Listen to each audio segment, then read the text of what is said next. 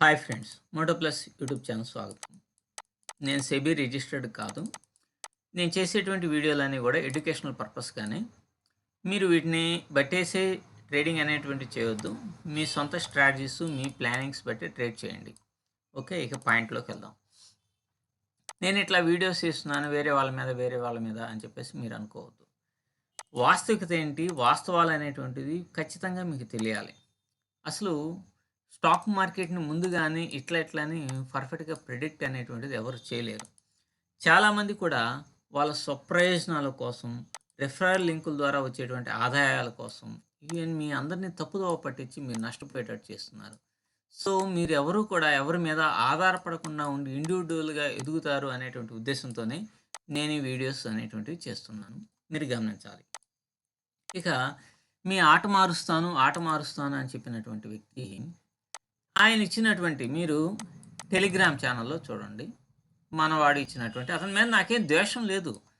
వాస్తవికత ఏంటి అనేది మీ అందరిని తప్పుదోవ పట్టిస్తున్నారు అనేటువంటిది. ఈ మన బ్రదర్స్ అయినా సరే చాలామంది. కొద్దిమంది మాత్రం మంచివిగా ఉంటున్నారు. వీళ్ళ మనస్తత్వాలేంటి? వీళ్ళు రియల్‌గా వీళ్ళకి నాలెడ్జ్ వచ్చా లేదా అనేది తెలియజేయాలి. మీ సొంతంగా మీరు ఒకరి మీద ఆధారపడకుండా మీరు ట్రేడింగ్ లైఫ్‌ని, కెరీర్‌ని ఏర్పాటు చేస్తారనే ఉద్దేశంతోనే నేను ఈ వీడియో చేయడం అనేటువంటిది జరుగుతుందనమాట. ఫర్ ఎగ్జాంపుల్‌గా వాళ్ళ టెలిగ్రామ్ ఛానెల్ చూపిస్తే మరలా మీకు వాళ్ళు వేరేగా అనుకోవచ్చు. కొన్ని ప్రాబ్లమ్స్ వస్తాయి. కాబట్టి వాళ్ళ టెలిగ్రామ్ ఛానల్‌కెళ్ళి నిన్న, ఈరోజు వాళ్ళిచ్చినటువంటి లెవెల్స్‌ని చూడండి.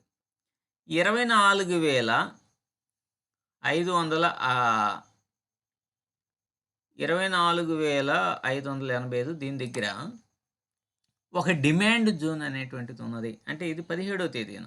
ఒక డిమాండ్ జోన్ అనేటువంటిది ఉంది. కాబట్టి ఇక్కడ నేను ఎంట్రీ అనేటువంటిది తీసుకుంటాను అన్నారు. సో, డిమాండ్ జోన్ అంటే ఏంది? అంటే బై అంటే సిఈని తీసుకుంటారు అని అర్థం. సో, ఇప్పుడు నిన్న మనం ఒక 5 మినిట్స్ క్యాండిల్‌లోకి వెళ్దాం. 5 మినిట్స్ టైమ్ ఫ్రేమ్‌లోకి వెళ్తే ఇక్కడ నిన్న మీరు రండి. ఇప్పుడు మీకు యెస్టర్‌డే అనేటువంటిది క్లోజింగ్ ప్రైజు ఒక మంచి రెసిస్టెన్స్‌గా పనిచేస్తది. అదంతా తెలుసు. ఇది ఫస్టే 5 మినిట్స్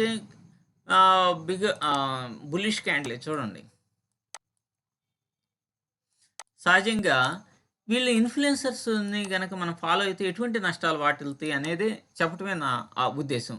ఈ లెవెల్‌కి వచ్చిన తర్వాత సహజంగా ఆ వీడియో, ఆ లెవెల్‌ని మీరందరూ గూడా చూసుంటారు. కాబట్టి మీరేమనుకుంటారు, ఓకే. 580, 597 ఎళ్ళింది గాబట్టి దీని అబోవ్‌న మనం 524,600 అనుకోండి. మంచి బుల్లిష్ క్యాండిలే గదా ఇది. బుల్లిష్ క్యాండిల్ అబోవ్ మేము తీసుకున్నప్పుడు ఇదేమవుతుంది, ఎగ్జిక్యూట్ అవుతది. మీ ఆలోచన అంతా కూడా వాళ్ళు చేసినటువంటి అనాలిసిస్ మీద ఉండిపోతుందనమాట. కాబట్టి మనోళ్ళు చెప్పారు కాబట్టి ఖచ్చితంగా ఇక్కడి నుంచి అప్ సైడే ఎళ్తుంది అని చెప్పేసేసి ఒక భ్రమలో ఈ ఎంట్రీ అనేటువంటిది తీసుకుంటారు. సో, ఈ సహజంగా ఈ ట్రేడర్స్‌కి ఉండేటువంటి ఒక దురలవాటు ఏంటంటే స్టాప్ లాస్ అనేటువంటిది పెట్టరనమాట. స్టాప్ లాస్ అనేటువంటిది పెట్టరు. లాస్ వస్తుంటేనేమన్నా యాడ్ చేసుకుంటూ పోతారు. దీనివల్ల ఏమవుతుంది, ఇక్కడి నుంచి వచ్చేసి స్టాప్ లాస్ పెట్టకపోవటం వల్ల ఇక్కడిక్కడ ఏదైనా ఒక గ్రీన్ క్యాండిల్ ఏసిందనుకోండి ఆశ పెరుగుతది. ఎళ్తదిలే పైకి అనుకుంటారు. మళ్ళా అది జారుతది.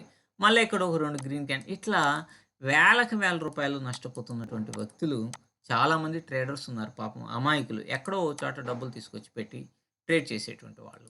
ఇక సరే తర్వాత రోజుకెళ్దాం. తర్వాత రోజు ఏం జేపిసాడు అంటే ఈరోజు ఏం చెప్పాడంటే 24,360 అనేటువంటిది డిమాండ్ జోన్ ఉంది. 360 ఇక్కడ ఒక గీత గీసా. డిమాండ్ జోన్ ఉంది.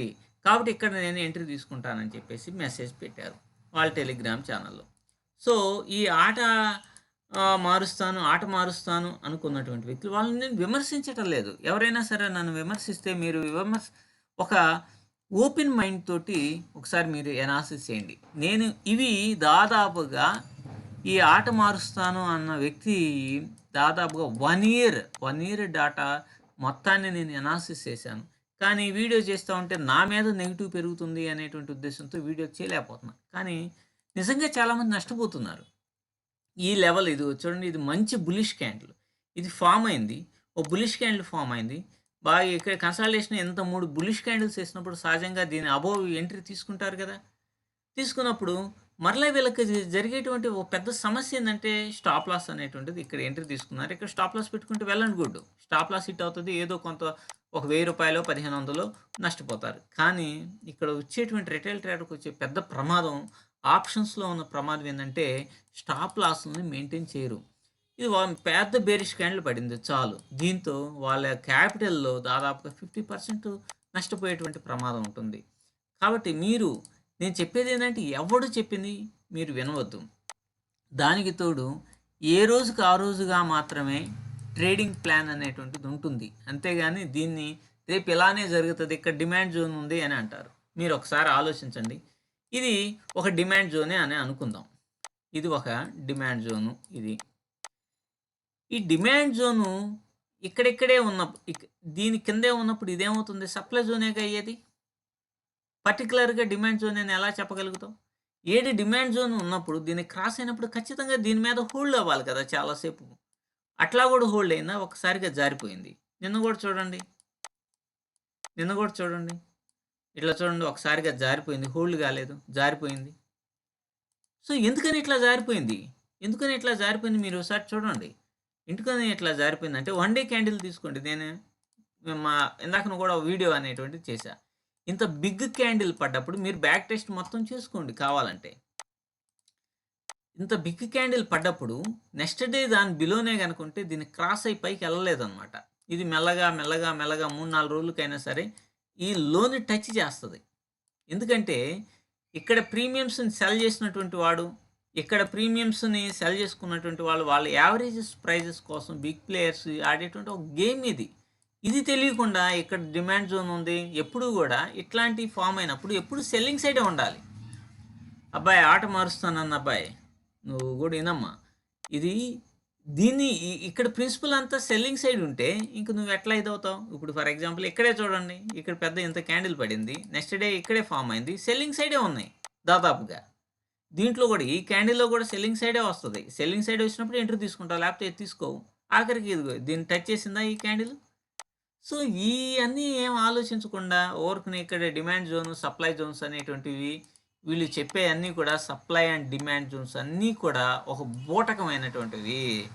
ఆ బూటకం మాయలో మీరు పడబాకండి. ఓకే. సో, కొంచెం అవేర్‌నెస్ కలుగుతది అనే ఉద్దేశంతోనే చేస్తున్నాను గానీ, అంతేగాని ఎవరి మీద నాకు ద్వేషం గానీ, మరొకటి గానీ లేదని మీరు గమనించండి. అర్థం చేసుకోండి. ట్రేడింగ్‌ని ఏ విధంగా మనం ప్లాన్ చేసుకుందాం? ఏ విధంగా ఉండాలి? లైవ్‌లో అసలు ఏ విధంగా అంటే లైవ్ చార్ట్స్ ఉంటాయి గదా! లైవ్ చార్ట్స్‌లో ఏ విధంగా మనం రియాక్ట్ అవ్వాలి ప్రైజెస్‌కి అనేది మీరు ఒకసారి ఆలోచించుకొని ప్లానింగ్ చేసుకోవడానికి ప్రయత్నం చేయండి. దానికోసం చార్టుల్ని ఎక్కువగా అనాలిసిస్ చేయండి. Thank you.